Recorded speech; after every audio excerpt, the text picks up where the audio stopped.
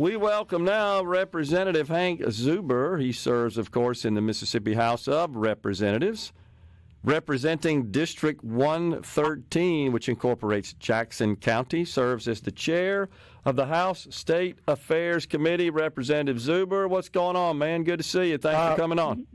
Gerard, good to be with you. I've been busy.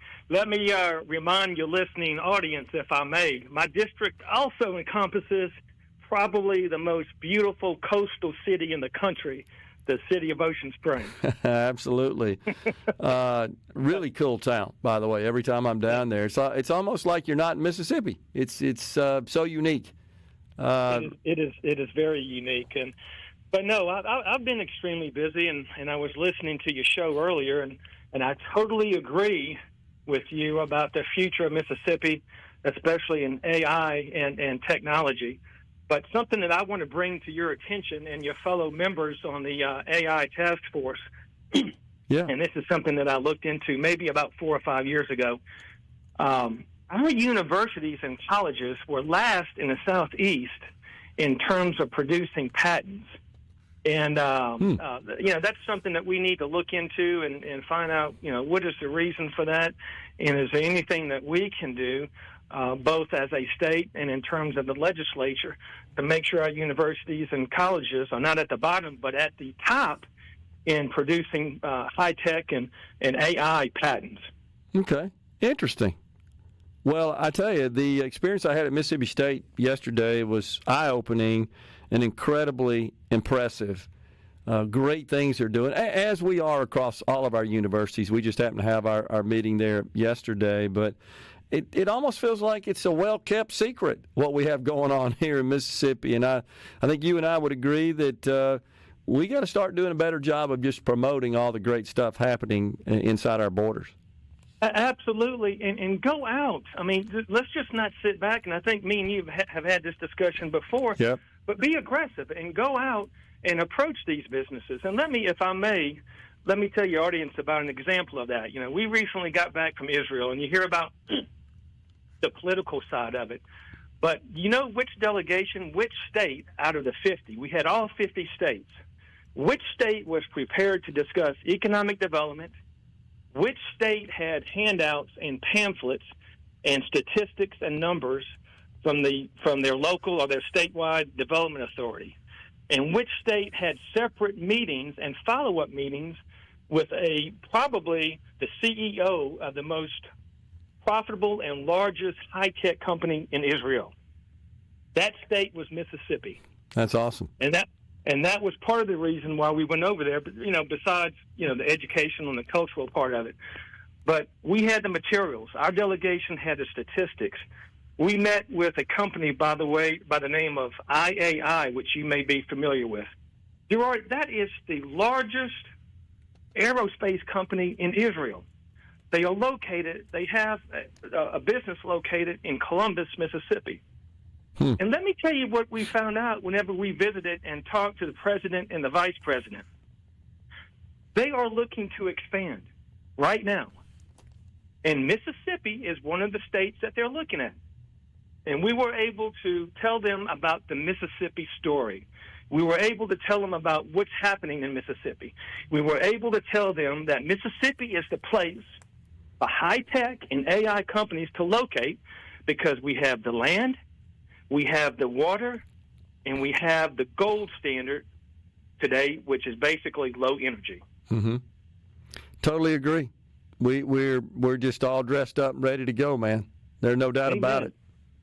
Well, good. So, what else did you accomplish on your trip over there, Representative Zuber? I know you met with lots of companies. Did you feel like that there is some interest in perhaps making some investment here in the state of Mississippi from these great Israeli companies? Yeah, there is, and like I said, I mentioned the name specifically, IAI, and quite frankly, I haven't had a chance to follow up with MDA since I returned home. I've been so busy, but I've got the contact information. I've got the what they're looking for, which I need to provide to MDA and to the governor's staff. So, and they may already know about it, but it was it was great to be able to talk to the president, the vice president in person, give them the pamphlets and the information and the documents supporting what's going on in Mississippi. And quite frankly, the vice president knew what was going on. He was very familiar. He travels back and forth between D.C. and Tel Aviv and does spend some time in Mississippi. So hopefully we can make it happen and we can get some more high-paying jobs located in Mississippi. But it's just, Gerard, it's just not Israel. I mean, why can't we go out to Google, to Apple, and say, hey, we've helped these companies. We've helped you with your data centers. Yeah. Now it's time to have those high-paying jobs, those software and engineering jobs, and maybe, to a lesser degree, maybe some corporate headquarters located here. We're the place to be. Yeah, totally agree. And I think that the world is taking note, as you know, after Amazon made their big announcement of locating in Madison County. That got the attention of others. We got Compass in Lauderdale County, ABAIO in Rankin County. There are others in discussion. So I think that we're turning some heads and opening some eyes, and we should certainly capitalize and leverage the attention being paid to us right now. I agree. Yeah, and obviously, it's how do we support establishing some of these spin-off companies from these data centers? To me, that's going to be the key in the near future for the state.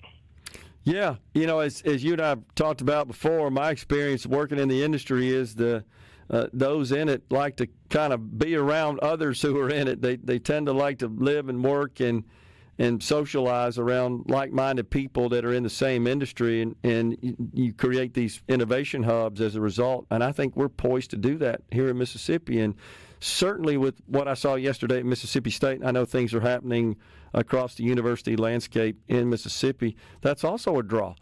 And we're producing these fantastic graduates, and they're leaving our state in many cases, but we need to make opportunities for them here so they'll stay. Yeah, absolutely. And like I said, it's just a matter of being aggressive and go to them. Don't wait. I'm repeating myself, but don't wait until they come here, because Gerard, if we bring them here and they spend some time in Mississippi, it's going to open their eyes and they're not going to want to leave. Agree. Yeah, when they get here, they're blown away.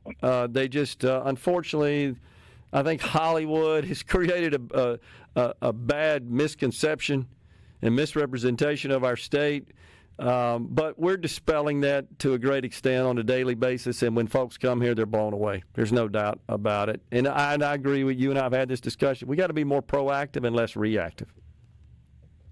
Yeah, I think the key, like I said, is high-paying jobs. But anyways, obviously, we had a cultural aspect of the trip to Israel. There's a lot of people. Look, just in my humble opinion, and I'm not a diplomat, and I don't have any foreign policy expertise, but there is a big difference that I think a lot of people are missing. There is a big difference, Gerard, in terms of being a Muslim Palestinian and being a member of Hamas. Yeah. A lot of people don't know this. A lot of Mississippians don't know this. There's anywhere between 2 to 3 million Palestinians living peacefully in Israel. Wow. Not only are they living peacefully in Israel, they are citizens.